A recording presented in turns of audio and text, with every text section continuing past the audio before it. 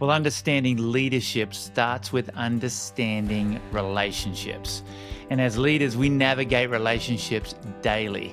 And these relationships shape how we lead, manage stress, and build thriving teams. And that's our topic today on the Slingshot Group Podcast. Hey everyone, I'm Tim Foote, CEO of Slingshot Group, where we help you build remarkable teams through staffing and coaching. And for our conversation today, I'm joined by my friend Steve Cuss, and he's a pastor, author, and leadership consultant specializing in managing leadership anxiety. And Steve and I have been friends for a lot of years. You will think we were friends on the other side of the world when you hear Steve's accent, if you don't already know, right, Steve? Yeah, right. Except, because I'm married to an American with American kids, my accent's quite a bit, rounder, slower, something. Well, it's what we would say half and half. Yeah, yeah, that's right. But Steve and I actually met because we were both pastoring in the Denver area and connected on a deep level in that respect. And I've watched and followed Steve's transition into such an impactful national, international ministry. Steve, share with us as we start today what is most energizing you right now about the work you're getting to do. Oh, what a great question. I don't take this for granted, Tim. I get a front row seat to what God's doing all over the world. Some people I've never met before, some of them doing colossal, like just on a scale, hundreds of thousands or tens of thousands of people being impacted. Some of them helping 3 people. But what they all have in common is just remarkable kingdom work, like really good people putting their best effort and energy into some innovative work. So I was just with a group where I learned that 32,000 Nigerian English Christians gather in a stadium to pray all night twice a year. Wow. They bring their sleeping bags and their kids, and their kids just kind of snooze. And the stadium is full of Nigerian Christians, stuff like that. Or I was working with a group in New York City. There was a church planting group, and I just asked one lady offhand, what do you do? And she said, well, for the church planting group, I help, Queens and Brooklyn. She said, but really my passion is I take care of undocumented immigrants, minors, underaged, undocumented, illegal immigrants, and I foster them for 60 days before they're put into the system. And, she's helping one kid at a time. She's like, I'm just trying to be the first expression of the love of God, that they come in terrified. I know the system's going to take them and probably send them home, but I've got 60 days to welcome and give them a sense of the goodness of God. I was like, this is amazing. That's my favorite thing. My second favorite thing is just watching Gen Z and millennials. I don't see any cynicism in them. I see a huge love for the church. I see a massive evangelism going on. Us Gen Xers, I think we got a bit burned by some of these church scandals, and my children have never heard of the people that made the blogs in the news. So that's what I'm excited about. Yeah, it's encouraging. I mean, we're talking a lot at Slingshot about developing the next generation of church leaders and then ministry nonprofit leaders. And there's so much to be encouraged by with Gen Z and how they're stepping up and into leadership. For us Gen Xers, we're kind of code switches between the boomer way of leading and then credentialing the millennial way of leading, whereas the millennials are now paving the way for Gen Z. And it's fascinating to see. It's interesting, Steve, you mentioned about the person you were talking to in New York. I was talking to a principal recently who was talking about some of the anxiety around some of the immigration issues right now in school situations. Yeah. And I actually recommended your book to him as he worked with staff, which led me to think, you were one of the very first guests on the Slingshot Group podcast. And so it's so great to have you back on. And managing leadership anxiety hadn't been out for long. Right. Talk to me about how the impact has grown and how the influence has grown beyond church and nonprofit space. Talk about that a little bit. Oh, it's been unbelievable. When that book came out, I was a complete unknown. I mean, some people knew me, maybe a few hundred people knew me as a local pastor, but no one knew that I did this very specialized what I do, it's really specialized, and somehow at the same time, it's really universal. Mm. So I just feel so spoiled, Tim, because I get to come into environments and explain what you've felt your whole life, but maybe never named, or maybe you didn't know there was an option, like this burden you're carrying, you don't have to carry it. So the impact has been unbelievable. The book has not sold, like it's never been on the New York Times list, or it's not sold colossally, but I run into it everywhere. And so I don't know how to answer the question. I mean, I find myself overwhelmingly grateful, but I Mm. think the reason it's gotten so much traction is people feel seen Yeah. and they experience relief. Yeah. And I think for leadership, the ministry of relief is underrated. I think that's a good ministry to be in for good leaders. Is Mm. so when I walk into a room, whether it's doing a keynote or a consult, I usually tell people I'm here for relief. If you can feel less pressure when I'm done, I'll be really happy. Yeah, it's interesting, Steve. There are ways you can get books on the New York Times bestseller list. You know I've heard that. about that. But what I see about your book is the groundswell of what you just said. Managing leadership anxiety really does undergird every area of health on a team. Yeah, And you and I are both about healthy leadership. We're both about healthy teams. And some of your insights from the conversation we had last time still stick with me. I still quote you in conversations, coaching conversations. So if you're listening now and you haven't heard that first convo, be sure to go back and give that a listen. And one of the things I know we share in common, Steve, as I said, is our passion for healthy leaders and healthy teams. And you share on your website that there are 5 core relationships that you really help people navigate. And I'll list yeah, them off. Those relationships are yourself, often the most neglected. yeah, And I want to dig into that in a minute. I want to dig into all of these. The second is your precious people, then difficult people, those you yeah, avoid or they take brain space from you, people with difficulties, and then God. yeah, And you say working on one can improve them all. And I know, along with everyone listening to this, I need help improving in all of these areas. We all do. We yeah, can all get better at it. So, can we pick your brain, Steve, and have you help us with these? yeah. Oh yeah, I'd love to. Yeah, the most neglected relationship you say we all typically neglect is ourselves, Yeah, and I'm definitely guilty of this. I'm guilty of projecting my neglect for myself on those closest to me. yeah. Why is this the one we neglect the most, and what can we do to fix it? I think leaders get into some kind of ministry, whether you're a church, nonprofit, marketplace, even if you're a Christian in the marketplace, the way I see it is that's your ministry. We get into it to make a difference, to help other people. We don't realize, maybe I should say, I didn't realize, I shouldn't make a blanket statement. I didn't realize I also got into it to avoid pain. If I can focus on you, Tim, I don't have to see what's going on under the surface in my life.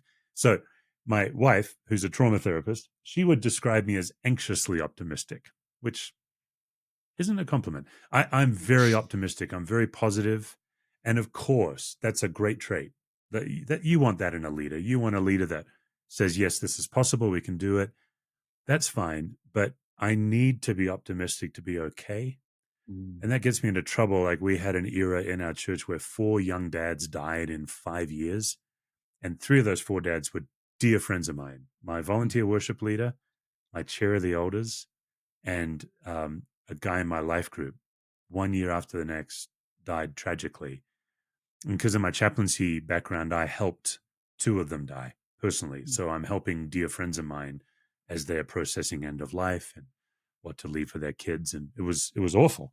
But I'm not prone to take care of myself. And so I just keep going, going, going, going, going. And grief, always catches up with you. So I think for a lot of leaders, we don't notice what's going on in us because we're more comfortable helping others than receiving help. Mm. Part of that's my own family propaganda. I was raised in a family where we always help others. We never ask for help. And so I bring that right into my faith, even though that's not actually a gospel value.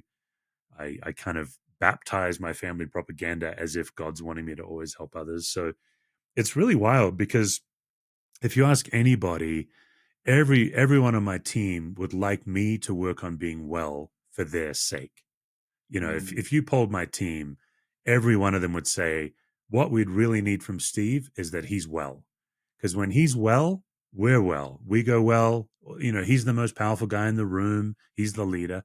When Steve's not well, he gets aggressive. He gets defensive. He gets smarmy, sarcastic.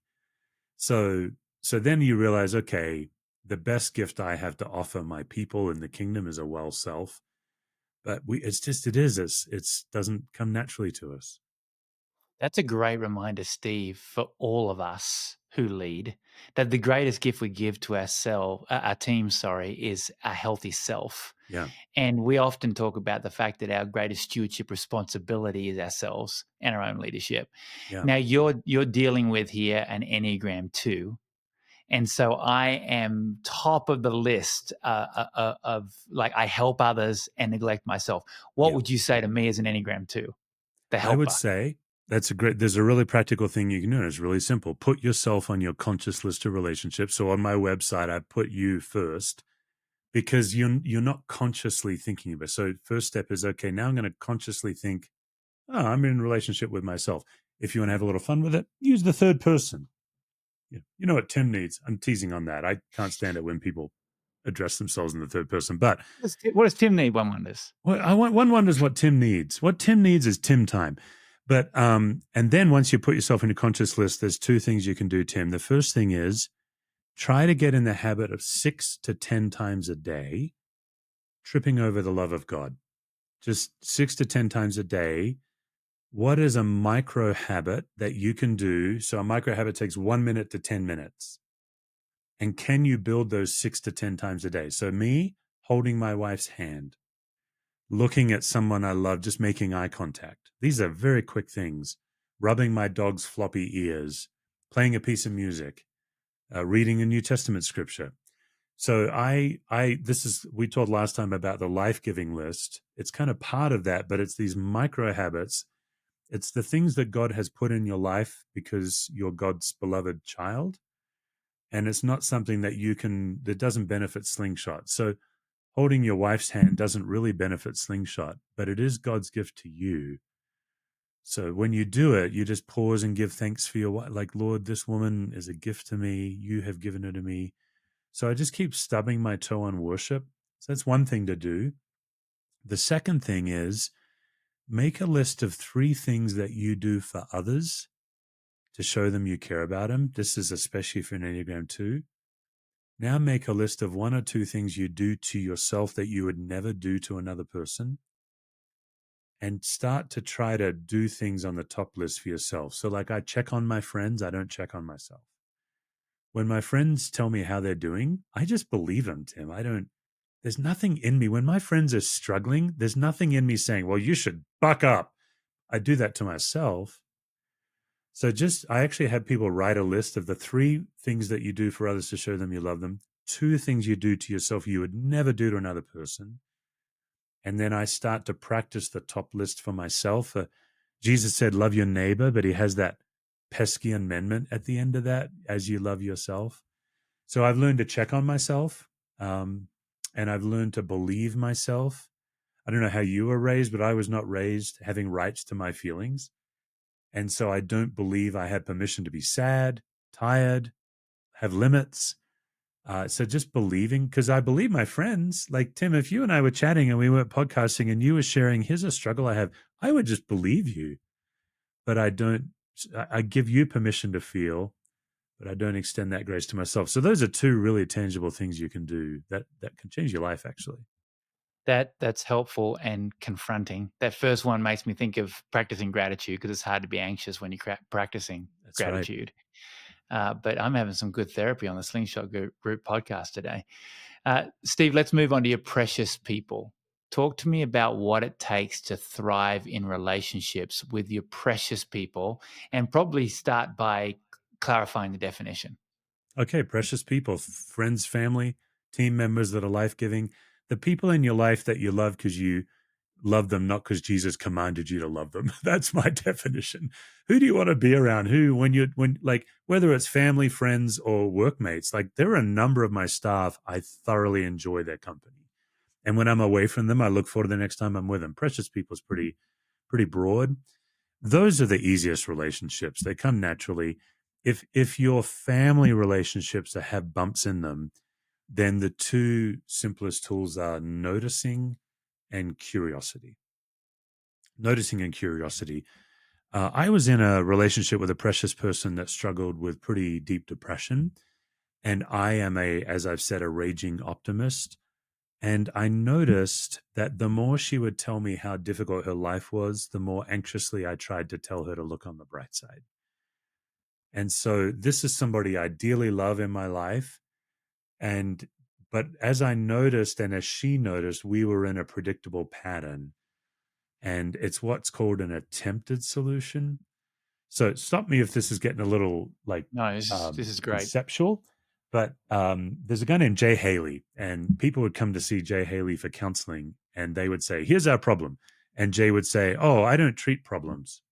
You have to go somewhere else for problems. What I treat is your attempted solutions to problems." Wow. Genius.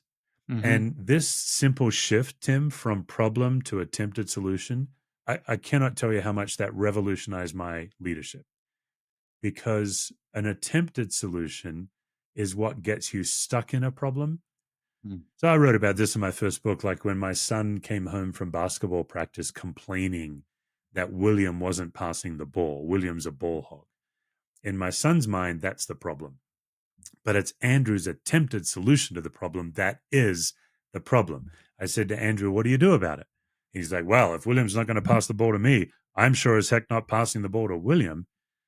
Well, now Andrew's attempted solution is perpetuating the problem. So, with me, with my precious person, my need to help them look on the bright side was the problem. So, I always encourage people to go back to that first relationship. You never end up stopping noticing yourself, because typically with our precious people, when we're anxious, we're so fixated on them, we're not able to see how we are part of the problem. So that's the step for that category. That's really helpful, and it's so easy to overlook that when you're in those key relationships. Yeah. It's so easy to get into the pattern, I imagine. I even think about it in parenting adolescents. Yeah. It's that noticing and curiosity. I think that can unlock relationship when things can get complicated. The opposite of anxiety is not calm, it's curiosity. Mm, Yeah, it's great. that's We talk about curiosity all the time at Slingshot. Say superpower. that Absolute again. The superpower. opposite of. The opposite of anxiety is not calm, it's curiosity. Mm, Trisha Taylor taught me that. I yep. think she's the author of that quote, but she certainly taught me that, and that's profound for me. I'm having you repeat it because I'm sure there are leaders writing that down right now.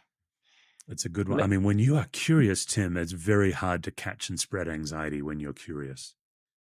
It's very yeah. hard. And when you notice, it's crazy. If you talked about parenting, if you are in a habit of trying to get a kid out the door for school in the morning, um, focusing Mm. on your side of the problem will be more fruitful than focusing on them.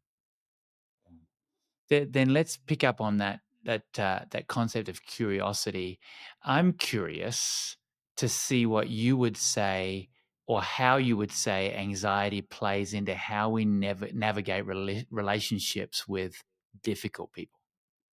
So, yeah, difficult people. This is the one that usually makes my phone ring. Most Mm. leaders are bringing me in because of a difficult situation. There's a couple of things here, Tim. The noticing is still really helpful. If you look at your group of people, your board, your staff, whoever it is, just ask three simple questions. Number one, who's generating most of the anxiety? It's usually that difficult person. Number two, who's carrying most of the anxiety? It's usually the people around that difficult person. And number three, what micro adjustments are everyone making to keep it all the same? So micro adjustments would be like an unspoken agreement. We see some of these big church scandals, these famous people that turned out to have these secret abusive lives. Well, they are generating most of the anxiety. That person generated, but the board carried it. Mm. Now, If somebody generates anxiety and they're never made to carry it, they will not grow because they're relieved. They dump it and now they're free and everyone else is carrying it. And that leader over years becomes very emboldened. So with difficult people, you have to learn, how do you put the anxiety back where it belongs? How do you help difficult people take responsibility for their behavior? So that's one kind of side of it.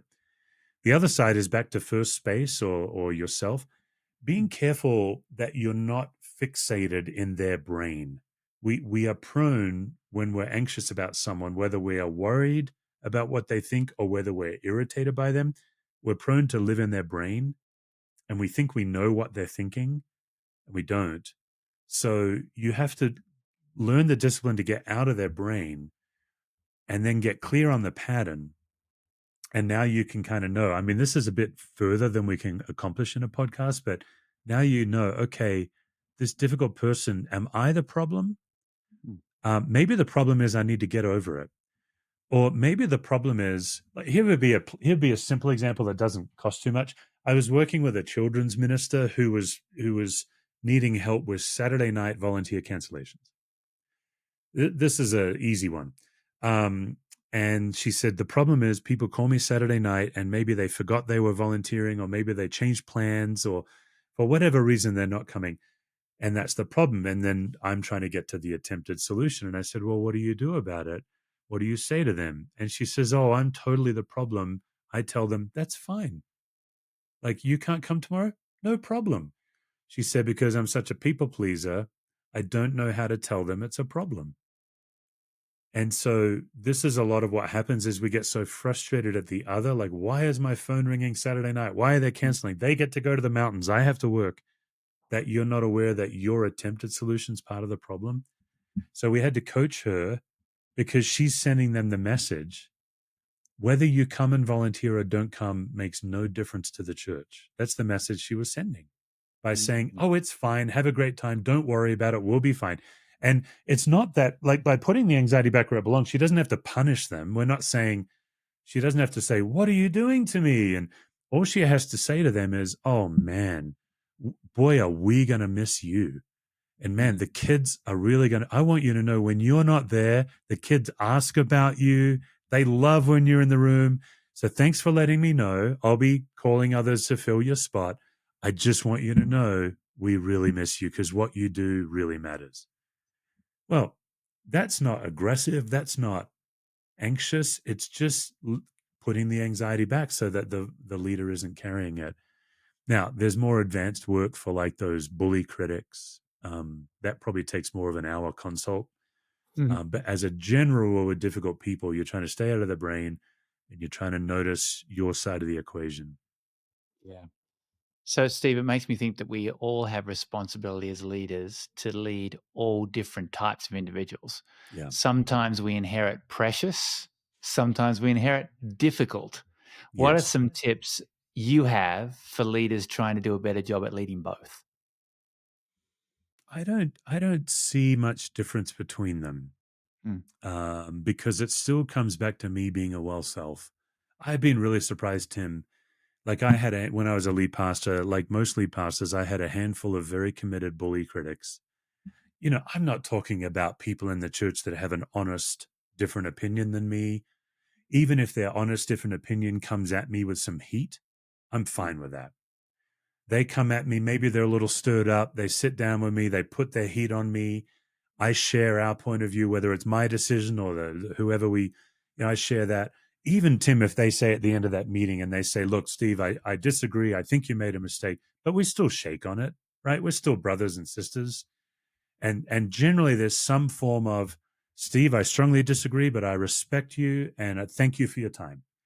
I can do that all day long. I'm talking about the committed bully critics that get their kicks out of kicking the pastor. I think we've all had those people. They don't have a vested interest in mutual respect. They actually have a vested interest in misunderstanding you. So I've been surprised at how well I can tolerate them by working on myself. And when I look at my side of the equation, noticing how anxiously I need to explain myself to them, like, who's the problem? them that like to kick me around or me that keeps giving them more ammunition every time I meet with them. And so when I realized, okay, these difficult people, I don't have to explain myself to you. That changed things. So I don't see a lot of difference. I think it's all about managing myself, whether my precious people are struggling with depression, whether the difficult people are wanting to kick me around. It's still paying attention to what's my attempted solution. Just because they're spreading anxiety doesn't mean I have to catch it. I guess that'd be my answer there. That's really helpful.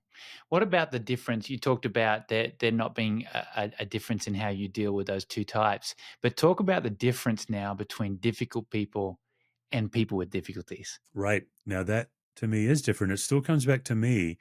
But when people are in difficulty, someone's dying, someone's in chronic poverty, someone has a very difficult mental illness, anytime the problem is bigger than your training, that's how I would put this. Mm.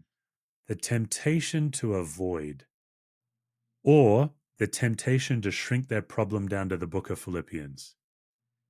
So again, it always comes back to you.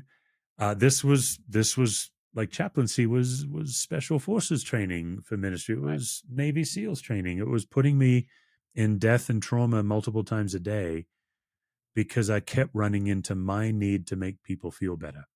Mm. So people in difficulties, it's about restraining your impulse to make them feel better and instead stepping into the situation where God is already there. So back in chaplaincy days, when I would walk into a room and someone's actively dying and the family's very upset, it really helped me to remember, Tim, God's already in the room. I'm not bringing God into the room with me. God's already in the room. And my job is to attend as best as I can to God and to attend to these poor people. And what that looks like is me restraining my impulses and reflecting on them. So the tool I teach here is restrain and reflect. Restrain my impulse long enough to reflect with God. Do you want me to say what I'm about to say, or is it my anxiety needing to say something? So, people in difficulties, if you are in a situation beyond your training, which most leaders are, I get confused. People think all the time I'm a counselor. I'm not, I'm a pastor. I have no clinical training. I'm in rooms all the time with people with overwhelming trauma, grief, debilitating mental illness, and I'm fine because I don't act like I don't pretend to be a professional. I feel no pressure to be a professional. What I know how to do is deeply connect with them and attend to what's going on in them and what's going on in God. So I do have a particular beef with some executive leaders that this isn't happening so much nowadays, Tim, but like 15, 20 years ago, you go to leadership conferences and these leaders of these larger organizations would basically say they don't do any hospital visits. Mm. And I'd sit there, former chaplain, I guess I'm biased, and I'd sit there and say, you tell us you don't do hospital visits because you're too important, but really you're just chicken. That's why you're not doing it. You're afraid.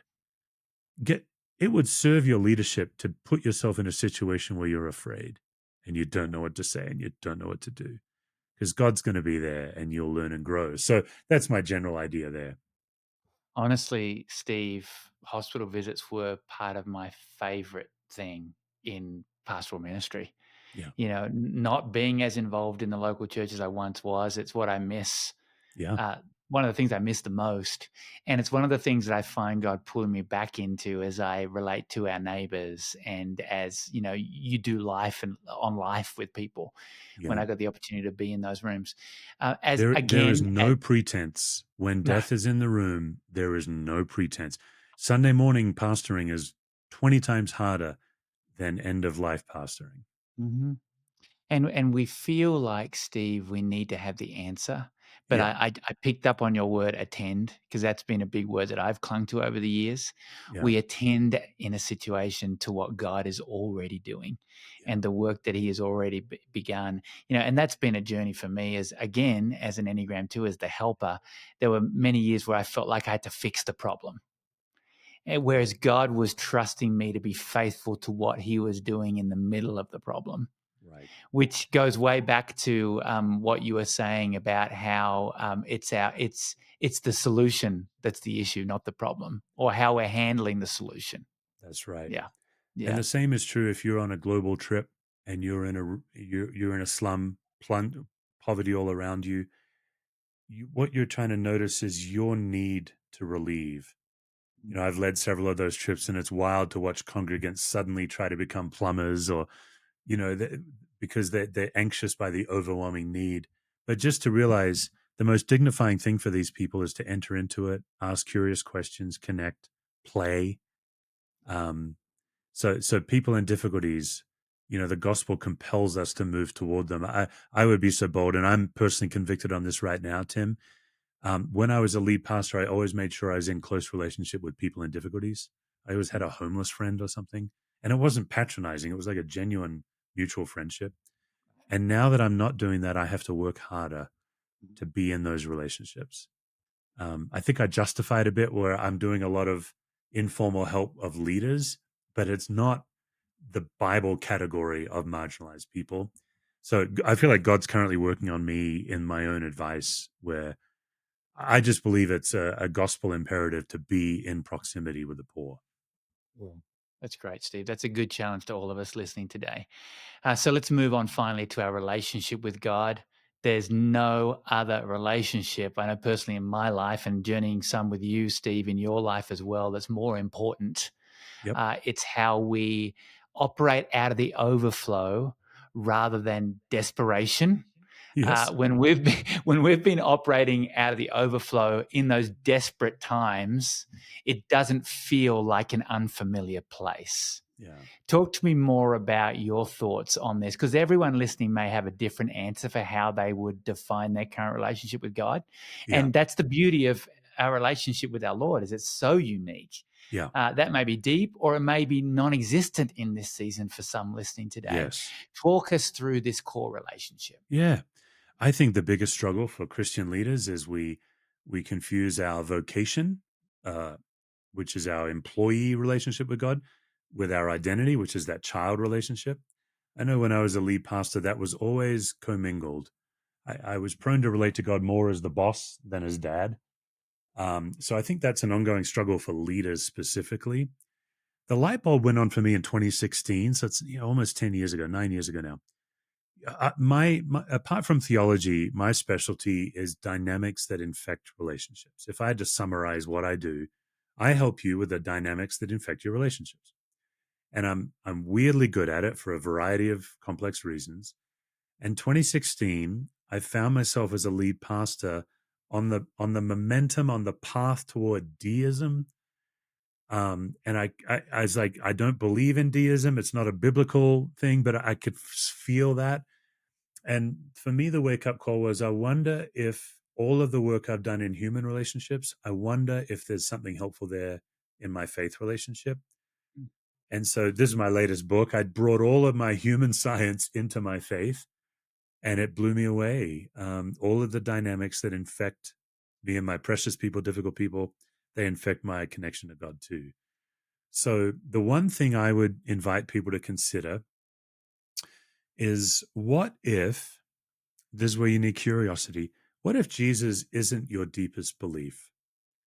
What if he is your most precious belief? What you just said as you set up this question, I'm all in on. Jesus is the most precious thing and relationship in my life. But I always assume that he's my deepest relationship. And in our church language, we perpetuate that assumption. So, Tim, my specialty is I know how to notice assumptions and I know how to notice stuck patterns. Those are kind of my two superpowers. When I'm working with someone, I can hear an assumption. So we assume in church that Jesus is our all. We even use that language, all for Jesus. And especially in our youth groups, that's where it all starts. 100% sold out, all in. We use these extreme superlative. But I want to say, well, maybe he's not. Maybe Jesus is my most precious, but I have deeper core beliefs that infect my belief in Jesus. So one way to say it is, my head believes in Jesus and my body believes in something else. My head believes in freedom in Christ. My body is not free. I am anxious and bound. My head believes in peace. And so now I can dig down and say, okay, what are my beliefs that get in the way of God's love. So for most of my adult life, I struggled to experience God's love. And maybe as an Enneagram 2, you have a similar struggle. I was really good at proclaiming it to others. I struggled to relax into it myself. And I did quite a bit of digging, took a few years. But what I found in my life, Tim, and this isn't everybody, I discovered my deepest core belief is I'm not worth loving. Mm. And that was shocking to me when I found that. I was like, whoa. But that suddenly explains a lot. That would explain why I never ask for help, because I don't want to bother you. I'm happy to be there for you, because now if I'm there for you, you will love me. But it's hard for me to be needy. That would explain, like, I went through a battle with shingles recently. I'm embarrassed to admit this. I didn't stop praying for myself. I was in such agony with shingles that I would occasionally ask my wife to hold me while I wept. Wow. And my daughter, my teenage daughter, she'd be like, I think I've only seen my dad cry like 3 times in his life. And I was in such agony, I just couldn't stop weeping a couple of times. But it still took me 3 weeks of shingles before I thought to pray for myself. What? What is that? Well, Well, it Steve, when you comes, sent me the picture of you with shingles, I prayed straight away, and yeah, as you know, I went and got the vaccination. yes, which I'm thrilled. And I had dozens of people praying for me, but I don't think I'm worth bothering God. Like, and so what I'm trying to do with my faith relationship is invite my precious Jesus deeper into these subconscious beliefs I didn't even know I had. But for me, home was not a safe place. School was not a safe place. One of the reasons I became a Christian as a teenager, it was the first kind of safe place in my life. So my first formation as a kid was not unconditional love. And so that that infects my well-being with God. Now, it doesn't infect my eternal salvation. It's got nothing to do with grace. It's got to do with my experience of what I believe. So that's deeper work. But I run into a lot of Christian leaders like me, Tim, because what stop me if I'm going on too long. As a teenager, I gave Jesus my life. He transformed my life. I felt called into ministry. I couldn't believe I was called into ministry. In my 20s, I did my chaplaincy and some deeper work. And I was like, oh no, I'm not in ministry because God called me. I'm in ministry because I'm dysfunctional. And then in my late 30s and to this day, I'm like, oh, thank God. Jesus took my call and my dysfunction and he's redeeming it all for his goodness and his glory. And here I am, you know, thrilled to be serving the kingdom. But it's not so simple, right? Like, I think every leader has to come to terms with, why do we do what we do? And I have been shocked to discover much of what I did was to get approval, not to worship Christ. So that's deeper work, but that's the God relationship. Well, Stephen, that's a really powerful question. We can simply ask ourselves today as leaders listening to this podcast conversation is why are we doing what we're doing? Yeah. Because that may transform our call exponentially. It doesn't mean we have to stop doing what we're doing, and some might, but Right. it may bring so much more meaning and direction and health to what we're doing. It's a good challenge to me personally today to remember just to talk to God about the things that I'm worrying about and I'm Yeah. anxious about, Yeah. because it matters to Him, and my health matters to Him. The health of these leaders listening today matter to Him, and just to come full circle, our health as leaders is the greatest gift we can give to our teams. Yeah. Yeah. Steve, tell us about the latest book, and then tell us how people can get connected to your work. Oh, yeah. Thank you. Yeah. Yeah. My latest book's called The Expectation Gap, the tiny, vast space between our belief and our experience of God. And it's a whole book on everything we just talked about. I have a sermon series on it for it's meant for leaders and congregants. So particularly for the church staffs that are watching this or listening to this, I've got a sermon series because it really is a slow work. So people can reach out to me. I can send them the sermons. They can do a whole book study as a church. You can go to stevecusswords.com. My podcast is there. You can buy courses if you want. I can come in and speak, whether it's preaching or doing a workshop. But stevecusswords.com is where to get all of that information. And let me just say to all those people listening, knowing Steve personally, mate, you are the real deal. And the work that you are doing is an absolute gift to the kingdom, beyond just church teams, ministry nonprofit teams, marketplace teams. I mean, just you talked about how you described what you do. You deal with the dynamics that affect our relationships. You are doing amazing work bringing health. And that's why I wanted to have another conversation with you. And we will continue to have conversations with you, Steve, because team health is so important to organizations moving forward in their remarkable mission and moving that mission forward and getting mission momentum. So thank you so much for being a part of this today. And your talk about curiosity just so resonates. There's so many insights in this conversation that are going to be helpful for leaders. So thank you so much for being with us, Steve. Tim, you're a good man. Yeah, anytime. It's a pleasure to hang out with you. Thank you. And all of you listening, if you enjoyed this episode, please subscribe and share it with another leader. And until next time, as we've been talking about in this conversation, stay curious and reach for the remarkable.